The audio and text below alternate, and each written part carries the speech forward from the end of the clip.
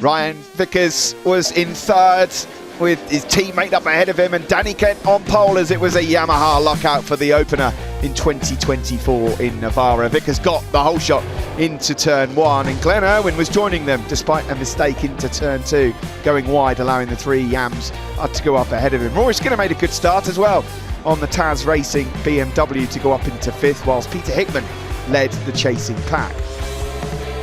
Carl Wright made a move on Vickers down into turn 9 to lead the race. Danny Kent always in pursuit. They got themselves into a decent rhythm. At this stage, Rory Skinner able to hold on to their coattails. Little mistake from Vickers down at turn 9 allowed Danny Kent through, but he managed to hold off Glenn Irwin. And there was a monster crash for Tom Neve, his third of the week at the same corner into turn 1. Thankfully, the Lincolnshire rider was A-OK. In the background, Lewis Rollo, unfortunately, ended his first race in Superbikes in the gravel trap. A crash for him on the Sencat Aprilia. But as we tick down the laps, it was all on for the race win. Glenn Irwin at this stage fancied a chance on the podium, and we thought Danny Kent had just slipped away, but Danny then started to get back into his rhythm again and caught the leading group. Ryan Vickers challenged Kyle Ryde on a number of occasions, and then getting into the slipstream, a brave move from him on the approach to turn 1 with a couple of laps to go, and he bolted. He showed his cards, he got out front, and he roared away to win. Ryan Vickers wins the opener of the season ahead of Kyle Ryde and Danny Kent.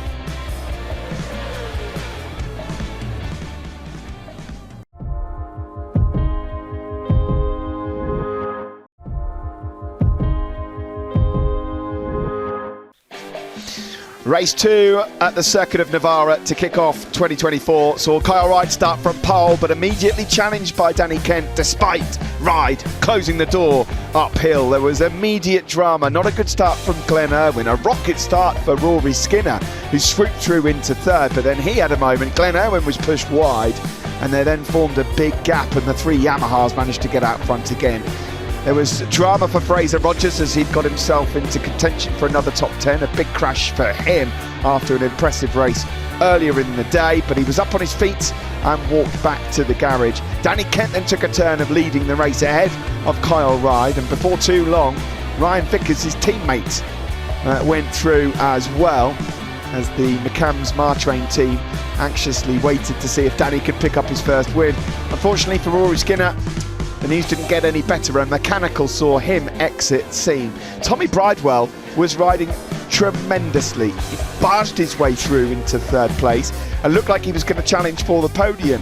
But then unfortunately for him, a Mechanical, the reigning champion, was forced out of the race. That left Leon Haslam to try and upset the Yamaha's rhythm out front, but he didn't quite have enough speed for it either.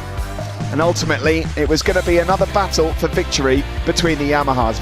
Vickers made his absolutely brilliant move that he loves into turn 1 to go through, and ultimately was never stopped. Despite a harum-scarum moment into the final corner, he just managed to get it over the line to do his first double in British Superbikes ahead of Danny Kent and Kyle Ryde.